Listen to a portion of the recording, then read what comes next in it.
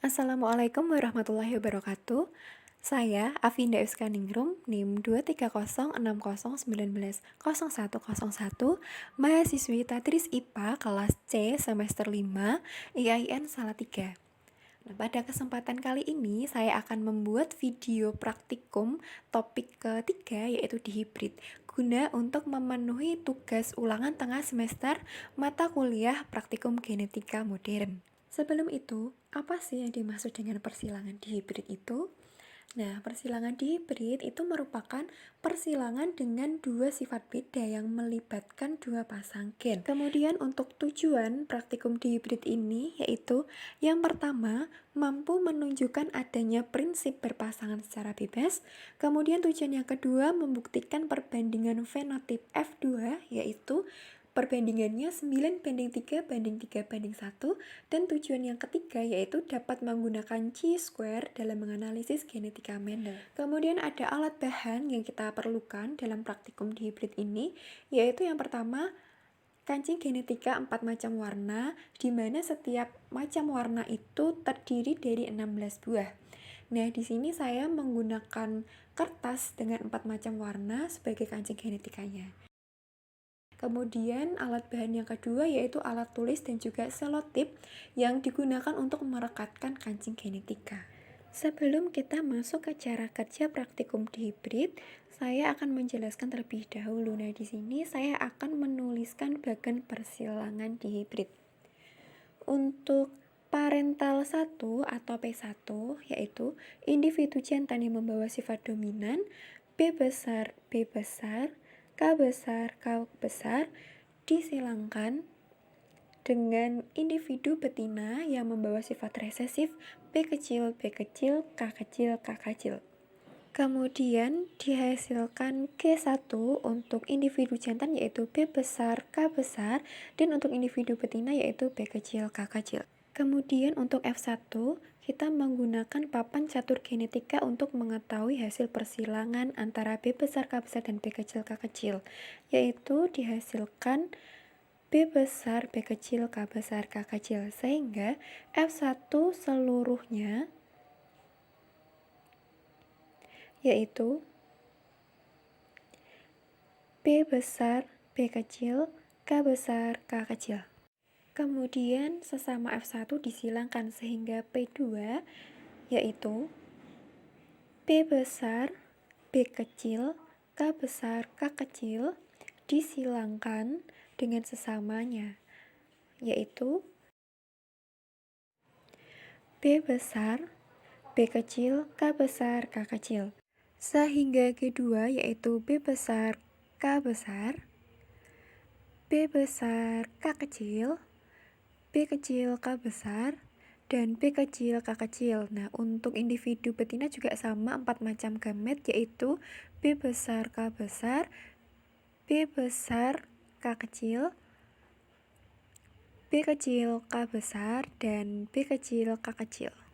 Untuk langkah-langkah atau cara kerja dalam praktikum ini, yang pertama yaitu menyiapkan alat bahan yang digunakan dalam praktikum di hibrid ini seperti kancing genetika, alat tulis, dan juga selotip. Kemudian setelah itu menyiapkan 4 macam kancing genetika yang masing-masing berjumlah 8 pasang untuk menentukan dua sifat. Lalu tentukan kancing yang bersifat dominan dan juga yang bersifat resesif. Nah, karena kita menggunakan 4 macam kancing genetika dengan beda warna, yaitu dengan warna merah, merah muda, biru, dan juga putih, kita harus menentukan mana saja yang bersifat dominan dan juga resesif. Nah, di sini kancing genetika yang berwarna merah itu lebih dominan dari kancing genetika yang merah muda, sehingga kancing genetika yang berwarna merah diberikan simbol dengan huruf B besar. Kemudian untuk kancing genetika yang berwarna merah muda karena bersifat resesif diberikan simbol dengan huruf B kecil. Nah, selanjutnya untuk kancing warna biru itu lebih dominan daripada kancing yang berwarna putih, sehingga untuk kancing genetika yang berwarna biru itu diberikan simbol dengan huruf K besar karena bersifat dominan, sedangkan untuk kancing genetika yang berwarna putih diberikan simbol dengan huruf K kecil karena bersifat resesif. Jika sudah, selanjutnya yaitu membuat gamet dengan B besar K besar, B besar K kecil, B kecil K besar, dan B kecil K kecil dengan merekatkannya menggunakan selotip. Kemudian setelah itu kita melakukan pengambilan secara acak dari kantong A dan juga kantong B. Misalkan di sini dari kantong A saya mendapatkan B besar K besar, untuk di kantong B saya mendapatkan B besar K kecil. Maka masuk ke dalam kombinasi yang pertama, yaitu B besar K besar dengan fenotip bulat kuning. Jadi kita langsung masukkan ke dalam tabel saja. Kemudian setelah mendapatkan data hasil pengamatan, kita menganalisisnya dengan Q kuadrat. Nah, untuk menganalisisnya kita membuat tabel seperti ini. Untuk kolom O atau observasi, kita masukkan seperti frekuensi, yaitu dengan B besar K besar, observasinya 7, B besar K kecil, observasinya 4, B kecil K besar, observasinya 4, dan B kecil K kecil, observasinya 1. Kemudian untuk kolom E atau expected, itu yaitu sudah ada ketentuannya ya, yaitu 9, 3, 3, dan juga 1. Kemudian untuk kolom selanjutnya yaitu D atau deviasi.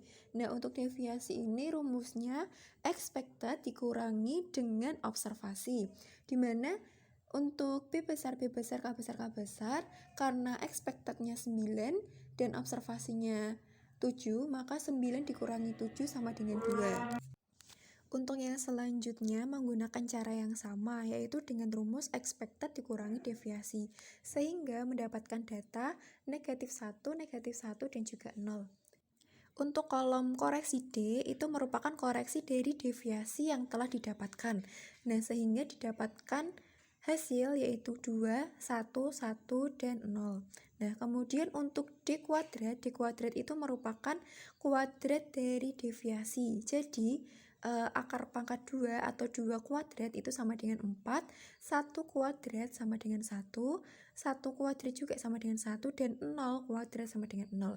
Kemudian kita mencari D kuadrat per E. Nah, D kuadrat per E ini berarti untuk kolom yang pertama atau untuk baris yang pertama itu ada 4 dibagi dengan 9, hasilnya 0,44. Kemudian untuk yang baris kedua 1 dibagi 3 sama dengan 0,33, untuk baris ketiga sama, dan untuk baris keempat itu hasilnya 0 karena 0 dibagi 0 sama dengan 0. Kemudian untuk jumlah atau totalnya kita tambahkan 0,44 ditambah 0,33 ditambah 0,33 dan ditambah 0 sama dengan 1,10, sehingga didapatkan hasil X kuadrat hitung sama dengan 1,10 dan X kuadrat tabel sama dengan 7,81. Nah, sehingga dapat ditarik kesimpulan bahwa X kuadrat hitung lebih kecil dari X kuadrat tabel, maka hipotesis diterima, artinya simulasi yang dilakukan sesuai dengan teori. Sekian video praktikum di Break dari saya. Semoga video ini dapat bermanfaat. Terima kasih. Wassalamualaikum warahmatullahi wabarakatuh.